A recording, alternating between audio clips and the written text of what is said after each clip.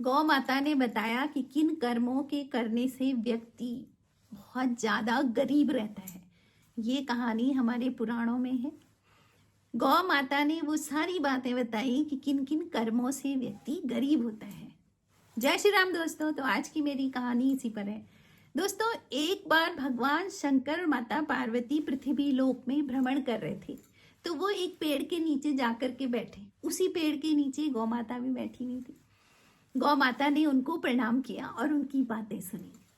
माता पार्वती ने शंकर भगवान से प्रश्न किया कि क्या कारण है कि मनुष्य लोक में कुछ प्राणी बहुत गरीब रहते हैं और कुछ बहुत अमीर रहते हैं और समृद्धि से रहते हैं। तो वो कौन से कारण हैं? भगवान शंकर, आप मुझे बताएं, क्योंकि शंकर ही है जो हमको इस पृथ्वी लोक में जीवन देते हैं। तो भगवान शंकर ने माता पार्वती से कहा कि देवी, इस पृथ्वी लोक पर जो लोग दुखी हैं या जो लोग सुखी हैं, वो सिर्फ अपने कर्मों के कारण हैं, किसी दूसरे की वजह से नहीं है। सब अपने अपने कर्मों को भुगत रहे हैं और उसी को जी रहे हैं। तो इसलिए आज मैं तुम्हें वो कर्म बताऊंगा जिन कर्मों से व्यक्ति अमीर होता है। इसको मैं तुम्हें एक कहानी के माध्यम से बताता हूँ कि एक बार एक गांव में एक व्यापारी रहता था। उस व्यापारी के घर में धन दौलत सुख समृद्धि प्यार प्रेम, घर में सब कुछ अच्छा था। उसके 2 बेटे थे और 2 बहुएं थी, जो कि आपस में बहुत प्रेम से रहते थे। अब क्योंकि वो बहुत प्रेम से रहते थे, उनका व्यापार भी दिनों दिन बढ़ रहा था और खूब पैसा था, किसी चीज की कोई कमी नहीं थी। उनके घर में कोई रोग नहीं था, कोई दोष नहीं था, सब बढ़िया हो रहा था। तो उनके जो पड़ोसी थे, गांव वाले जो और लोग थे, जो उनके सुख को देख करके जल रहे थे। होता ही है ना, अगर कोई बहुत उन्नति कर रहा हो तो उसी के खास रिश्तेदार, अपने ही लोगों को बड़ा वो होने लगता है कि ये सब ऐसे कैसे चल रहा है, हम लोग तो इतने परेशान है, ये कैसे खुश है ना। तो ऐसे ही उन लोगों को हुआ और वो लोग गए कुल पुरोहित के पास। कुल पुरोहित को उन्होंने लालच दिया, कहा अगर व्यापारी के घर में कुछ गड़बड़ होता है, दुख होता है, दुख बढ़ता है, तो उसका कमाया हुआ धन कुछ आपको भी मिलेगा। क्यों? वो आपको बुलाएगा, आपसे परेशानी पूछेगा, फिर आप उसकी परेशानी का उपाय बताओगे और आपको कुछ कुछ पैसा मिलता रहेगा। तो आप भी उसके पैसे का लाभ ले सकते हो। पुरोहित जी, आप कुछ ऐसा करो। पुरोहित ने पहले तो बोला नहीं, ये सब गलत बात है, लेकिन धीरे धीरे लालच बढ़ने लगा। पुरोहित ने सोचा ये बात तो सही है। तो पुरोहित कहाँ गए? अपने गुरु के पास। पुरोहित ने अपने गुरु से कहा कि मैं चाहता हूँ कि बनिए के घर में थोड़ा कमी हो, कुछ परेशानी हो, कलह हो, क्लेश हो, ताकि वो मेरे पास आए और थोड़ा धन मेरे पास भी आए। तो उनके गुरुदेव ने कहा कि जो मैं तुमको बताता हूँ बस तुम वो काम करना। तुम व्यापारी के घर जाना, उनसे 1 लोटा जल मांगना, लेकिन ध्यान रहे लोटा पीतल का होना चाहिए, और उस जल को लेके अपने घर आ जाना। ठीक है, बस इतनी सी बात थी। पुरोहित जी व्यापारी के घर गए। व्यापारी बहुत खुश हुए। उन्होंने कहा अरे आज तो बहुत हमारे धन्य भाग कि आप हमारे घर आए, आप बैठिए। उनको बिठाया। तो पुरोहित जी ने कहा कि मुझे 1 लोटा जल दो, लेकिन ध्यान रहे वो लोटा पीतल का होना चाहिए। अब उनकी जो छोटी बहू थी वो अंदर से सुन रही थी, वो सब कुछ समझ गई। व्यापारी अंदर गए और 1 लोटा जल लिया, और जैसी बाहर आने लगे उनकी छोटी बहू ने बोला, अपने पापा उनके ससुर जी के हाथ से वो लोटा जल ले लिया। बोला पापा जी रुको, मैं लेके आती हूँ जल। और वो फटाफट वो वाला जल बहू ने गाय को पिला दिया और दूसरा नया जल भर के उनको दिया और कहा ये आप दे दो। वो ले गए, व्यापारी पुरोहित जी को दिया। पुरोहित जी वो लोटा जल लेके घर आए, लेकिन कुछ भी नहीं हुआ, सब कुछ बढ़िया रहा। तो पुरोहित जी ने कहा तो बहुत गड़बड़ है। फिर अपने गुरुजी के पास गए, गुरुजी आपने जो बताया ना वो गलत था, सब कुछ ऐसा कुछ भी नहीं हुआ, देखो व्यापारी के घर में तो सब कुछ ठीक ठाक है।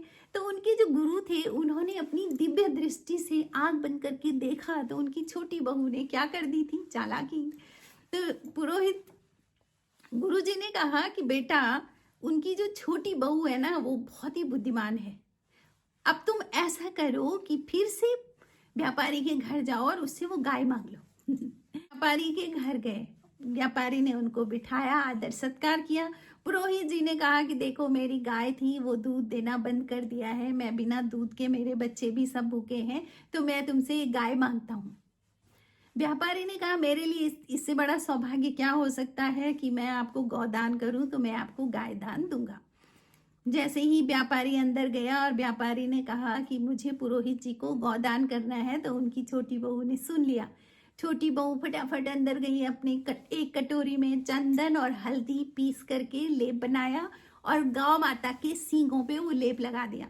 फिर उन्होंने अपने ससुर जी से कहा कि अब आप इस गाय का दान कर दो। तो उन्होंने फटाफट करके गाय दान कर दी।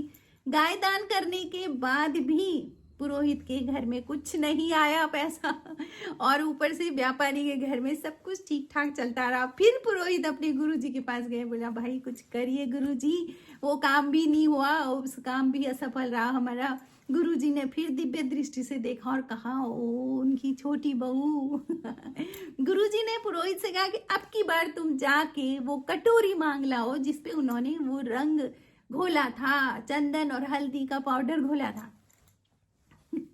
फिर से पुरोहित जी उनके घर गए, व्यापारी के घर, और कहा कि मुझे वो कटोरी दे दो जिस पर तुमने हल्दी और चंदन घोल के गाय के सींगों के लिए रंग बनाया था।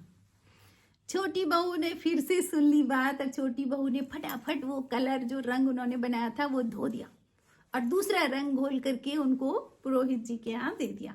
पुरोहित जी के यहाँ तो भी कुछ नहीं हुआ। पुरोहित तो बहुत परेशान हो गए। फिर वो गुरुदेव के पास गए। गुरुदेव ने कहा जब तक उनके घर में उनकी छोटी बहू है ना, तुम्हारा काम कभी नहीं बन सकता। तुम ऐसा कुछ करो कि उनके घर से छोटी बहू को ही बाहर जाना पड़े। पुरोहित फिर उनके घर गए व्यापारी के यहाँ और कहा कि आपकी जो छोटी बहू है उनकी बहुत ज़्यादा ग्रह खराब चल रहे हैं, और उनके खराब ग्रह होने के कारण आपके घर में भी सुख समृद्धि जा सकती है और कष्ट आ सकते हैं। इसलिए अपनी छोटी बहू को आप घर से बाहर निकाल दीजिए। पहले तो व्यापारी नहीं माना, लेकिन पुरोहित की बात तो मान ही जाते हैं कि इसकी दशा बढ़ रही है तो इसको बाहर निकालें। लेकिन जब उन्होंने छोटी बहू को बाहर निकालने की बात की तो छोटे वाले बेटे को बहुत ही ज्यादा गुस्सा आया। छोटे बेटे ने कहा मैं भी इस घर में नहीं रहूंगा। तो व्यापारी की छोटी बहू और बेटा दोनों शहर चले गए। उन्होंने शहर में भी खूब अच्छा धन अर्जन किया, खूब पैसा कमाया, अपने व्यापार को बढ़ाया। लेकिन जैसे ही इनके घर से छोटी बहू गई तो इनके घर में फिर से वही कलह क्लेश, घाटा हो गया। पैसों के एक एक पैसे के लिए रोने लग गए और पुरोहित रोज रोज इनके घर में आने लग गए। एक समय ऐसे आया कि पुरोहित को पैसा देने के लिए भी व्यापारी के पास पैसा नहीं बचा, इतना गरीब हो गया। तब पुरोहित को अपने करे पर बहुत ज्यादा शर्मिंदगी हुई। पुरोहित ने व्यापारी से माफी मांगी कि मेरे लालच के कारण ये सब करा। आपकी छोटी बहू आपकी लक्ष्मी है, आप उसे घर बुलाइए। तो दोस्तों क्या कारण होगा, छोटी बहू क्यों था उसके भाग्य में इतना अच्छा, ये सब अभी बताऊंगी मैं आपको। फिर व्यापारी ने छोटी बहू को बुलाया और छोटी बहू को आदर सत्कार से घर में बुलाया। जैसे जैसे उनके घर में समय बढ़ता गया, फिर से उनके घर में समृद्धि आने लगी। रुपया पैसा धन दौलत सुख प्यार प्रेम सब बढ़ने लग गया।